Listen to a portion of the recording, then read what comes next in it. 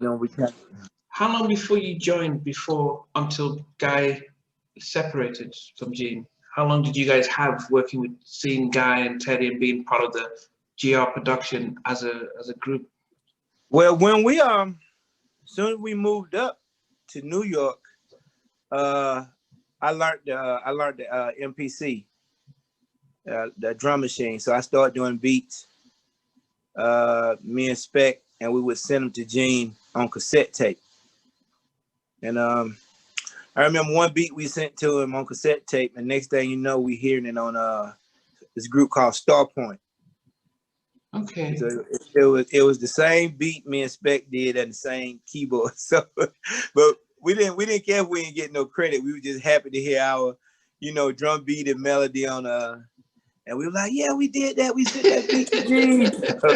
Man, so we were just happy, that somebody took our, melody and redid it and put it on a signed artist.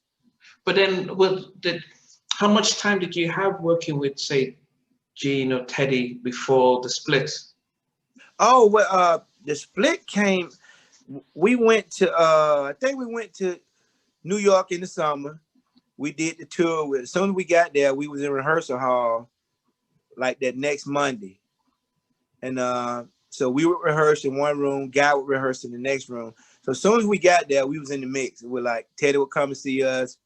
He'd be feeling the vibe. Aaron would come, Bernard Bell would come, and Bud would invite some of his friends, Heavy D. Wow. Yeah, Eddie F.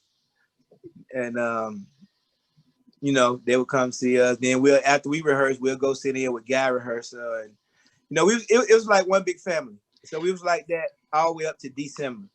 But how was it then? You're seeing Heavy D and the boys coming Oh in. man, well, Big Bug took me to see Heavy D up in Mount Vernon. Okay. His house. Then, yeah, that was after rehearsal one day. We got in the car. I got in the car with Big Bug, and he like, I'm gonna take you somewhere. I like, where we going? He like, just ride. So we go to Mount Vernon and Heavy D on the corner, and we get out, start talking to Heavy D, and he introduced me to Heavy D, and I started talking. They were like, wow, he's country. So,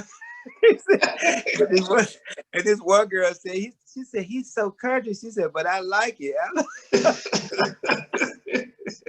So then, we get back in the car, we go to New Jersey, and we go to Eddie F. Condo, and I think he was staying with I think he was dating Spinderella at the time. So and then we go and meet Spinderella. Bub took me to meet Spinderella, Eddie F. Some more people. I forgot a few of them though. But how was it for you just seeing all these people that you're seeing on TV and reading it was speechless. I didn't want to seem like a groupie, but deep down inside, I was like, oh my God. I mean, I was like, Sinead, oh my God. I mean, how was Heavy? How was Heavy though? No meeting him. Oh man, he was down to earth, man. He was just like, regular dude you see on the street. He real down to earth, man. I mean, he had like he knew me, from a while back, and then when I got to work with him again in Virginia Beach with Teddy, he remembered me. Okay. No, so we'll get to that was about like a 4-year gap that he still remembered me. Yeah. So during the summer, you guys are part of the sort of the machine, almost like a little Motown. And was Zan there and Deja? Zan, yeah, Zan, Rex in Effect. Deja? Deja. No, Deja wasn't signed to GR Production. It was the 3-girl group. What's the name? Abstract. Wanda, yeah, Abstract, Wanda, yeah, with Mary Brown and Rex in Effect. Today, Redhead KinPin. Oh yeah, Redhead, yeah. And so Redhead was part of the family too. So Bub introduced me to him. Redhead, we was over in New Jersey. We met at this club one time. He like, I want you to meet somebody. I like, who? He said David Guppy. So I didn't know his real name at the time. So we pull up. I was like, I was like, I screamed out that time. Oh my God, I like that's Redhead, bro. So yeah, we hung a Bub had me something everywhere, man. Who sang the hook of "Do the Right Thing"? Was that Bub? That's Bub, Big Bub. Actually, Bub is singing on My Prerogative too, if you listen. So Bub was kind of like in the mix with Gene. Everything like Teddy would produce, they would use Bub vocally. So you'll hear him on a lot of songs. My Prerogative. If you know his voice, you can hear it. Yeah, I can I hear think he was on Aaron. Just Got Paid. Wow, I didn't Yeah, realize that. both of them. Wow. Mm-hmm. So but had they done the first Today album by the time that you guys showed up? Were they working on the second album? They was finished with the first one, and Teddy was actually remixing singles as they release them. Take It Off had a remix.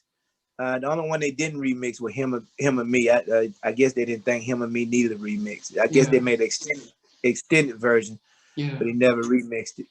Okay. So I mean, so you guys first had this whole idea you wanted to be like the Deal and Time, and then you're watching Teddy, who, yeah, he must have been a young kid, but very yeah, young. What was it like watching him in those early days, those months that you were there?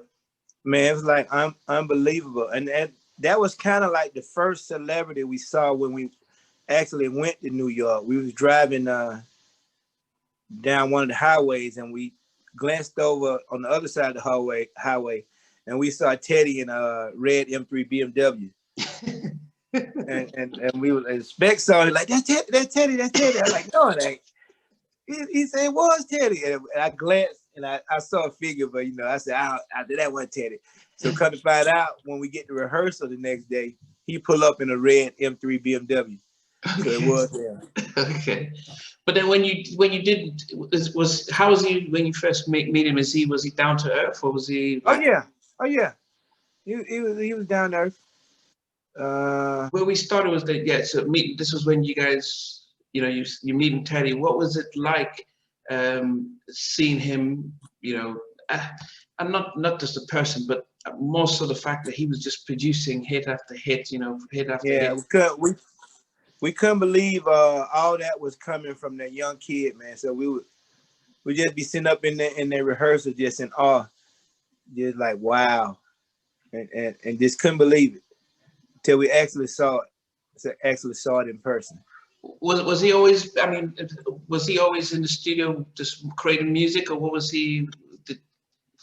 Yeah. He was busy when we was up there. If it wasn't rehearsal, him and Gene would be in the studio, producing somebody. And I think when we was up there after rehearsal, they would go they was doing the Jackson 5 project at the time, the 2300 Jackson Street. Yeah. Yeah, and they was doing that at the time we was up there. Okay, and so for you guys then, what was the focus? So you've got Teddy doing all this stuff. What was it that Basic Black were doing? Wow. But yeah, Gene already had told us that if we play behind Today, that he would give us a record deal once we got off the road. So after rehearsal, if we wasn't hanging out, with Big Bub or Guy or Gene, and we would be at the hotel doing original music. Okay. Now, how was that part? So the writing part. So what was were you guys coming up with the music, or were you coming up with the lyrics? The four of you. What was that like? We was I was the only one that knew the MPC at the time. So I was learning the MPC in the hotel. Like I would lock myself in the room and just learn the MPC. It was, like I said, we came from Columbus to New York. So the only drum machine I knew about at the time was a Lisa's. When Gene put that big old MPC, a Kaya MPC in my face, I knew I had some homework to do. Now, so we've got a lot of people who aren't producers or musicians, so they may not understand what an MPC is. So what exactly is it? It's a drum machine that triggers. You can record MIDI notes from keyboards, you know. Okay. And the MPC would send the whatever you record in it back out to the keyboard to loop it, you know, just sequence it. Okay. So, you know, so it had drum sound. It was a sampler. You could sample stuff into it. Okay. And it also was a control of the other keyboards. Wow. So whatever you play in it. Yeah. But prior to that, what were you guys doing in Columbus? How were you guys making music in Columbus compared to the MPC? It was like going straight to audio tape. Like it was live. Okay. Okay. So if you messed up, you got to rewind and go back to the beginning. Okay. But with the MPC, if you messed up, you can start right there, or either just, you know, click in the edit mode and just take a bad note out, put the right note in, and then press play with the MPC. Okay. But when we was in Columbus, we was like old school. Okay. Now Spec said he didn't get into the MPC, but he said that. But you said this is something you got into. So then, what was it that what was the first type of stuff that you guys recorded to present to Gene? We was doing just ideas for him, and you know, he told us just send me ideas. They wasn't for Basic Black, but they were for other artists that was coming through GR Production. So, and actually, when we started doing ideas, this guy named Timmy Arthur, he the one taught me MIDI. So I got to give a shout out to him. Call him Artie Hoyle. So he taught me MIDI, and once I learned MIDI, it was a wrap from there. And so we, you know, me and Spec would sit at the drum machine, you know, do a few ideas, and then we, you know, after we did a few demos, you know, for Gene, we'll go out and get some pizza, enjoy the city, come back, and we was all in one studio apartment, and we'll come back. The drum machine was set up in the living room. Okay. Okay. And we'll come back and do a few more ideas. And at the time, we had to go out of the mixer straight into a cassette deck, and we record into a cassette deck and take the ideas over to Gene. And you know, we didn't think about doing Basic Black until he said, till we moved back to Georgia. Gene, he told us one day, I'm moving the company to Georgia, man. We went crazy. We was going crazy stuff. And we thought everybody was, you know, he went down and had the houses picked out for Guy, you know, so we thought everybody was coming to Georgia. So we went home for Christmas, and we got down there, and Gene showed us the houses, and, you know, the D said, y'all gonna have one like this one day. But so the stuff that you guys were mixing, the ideas, where were they going to? Because maybe Teddy was so busy he couldn't produce everybody, so Gene would take some. Gene bought me a crate of vinyls, so I had the same crate Teddy had. Okay. And it was like a wide leather briefcase, probably about 12 by 8 inches wide or 10 inch wide, with nothing but instrumental break beats in them. Wow. So Gene bought Teddy one, and he bought me one, and so we would I would chop the sounds up, put them in the MPC, you know, on my off time, and just make samples. So were you guys sampling old tracks to make new music? Yeah, like old James Brown, you know, and old stuff from the 70s, okay. Lynn Collins, stuff like that. But you won't go too far as to do proper sampling, or would they, because I know clearance and everything, or did you learn how to just take enough not to make it sound like the original? Yeah, it was. I usually just sampled the drums, and what I would do, I would chop the drums up. I would make like if I got a drum loop, I have a kick from that loop, snare, hi-hat, and probably maybe a percussion from that same loop, and I would play it back in different.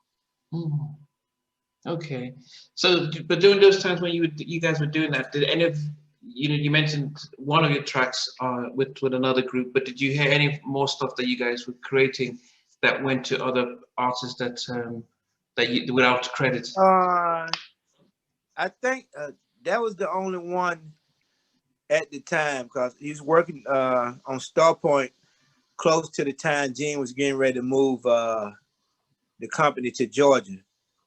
But we quite sure he would have used some more stuff.